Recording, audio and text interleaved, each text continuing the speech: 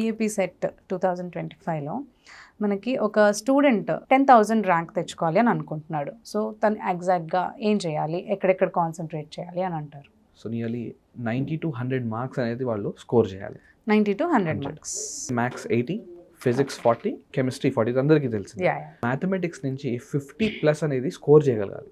Physics నుంచి ఒక 20+ అనేది వాళ్ళు స్కోర్ చేయగలగాలి. కెమిస్ట్రీ నుంచి కూడా 20+ స్కోర్ చేయగలగాలి. సో మ్యాథమెటిక్స్ కనుక చూసుకుంటే మీరు 4 పార్ట్స్గా దీన్ని డివైడ్ చేయడం జరిగింది.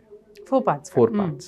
సో వాటిని మనం 1A, 1B, 2A, 2B అని పిలుస్తూ ఉంటాం.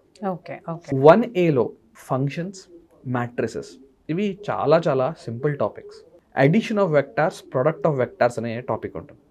అందులో అడిషన్ ఆఫ్ వెక్టార్స్ చాలా చాలా సింపుల్గా ఉంటుంది. ప్రోడక్ట్ ఆఫ్ వెక్టార్స్ అని ఒక నెక్స్ట్ టాపిక్ ఉంటుంది. అది హై వెయిటేజే కానీ చాలా డిఫికల్ట్ టాపిక్. ఆ ప్రోడక్ట్ ఆఫ్ వెక్టార్స్ అనే టాపిక్లో మీరు బేసిక్స్ కనుక నేర్చుకుంటే అందులో అడిగే ఈజీ క్వశ్చన్స్ సాల్వ్ చేయగలుగుతారు.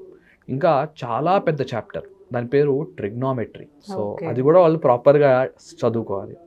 అండ్ ప్రాపర్టీస్ ఆఫ్ ట్రయాంగిల్ అని ఇంకొక హై వెయిటేజ్ ఉంది. ఇది కొంచెం డిఫికల్ట్గా ఉంటుంది. సో ఇందులో వాళ్ళు ఏం చేయాలి అంటే ఎలిమినేషన్ ట్రిక్స్ కనుక నేర్చుకుంటే, సో కొన్ని ఫార్ములాస్ కనుక నేర్చుకుంటే ఇవి కూడా కొంతవరకు సాల్వ్ చేయగలుగుతారు. ఇప్పుడు జస్ట్ మనం 1A కవర్. 1B కనుక తీసుకుంటే straight lines and pair of straight lines అనే సింపుల్ టాపిక్స్ ఉన్నాయి. వెయిటేజ్ ఎక్కువ, స్కోరింగ్ కూడా. Derivatives and application of derivative, దీన్ని డిఫరెన్సియేషన్ అని కూడా అంటుంటారు.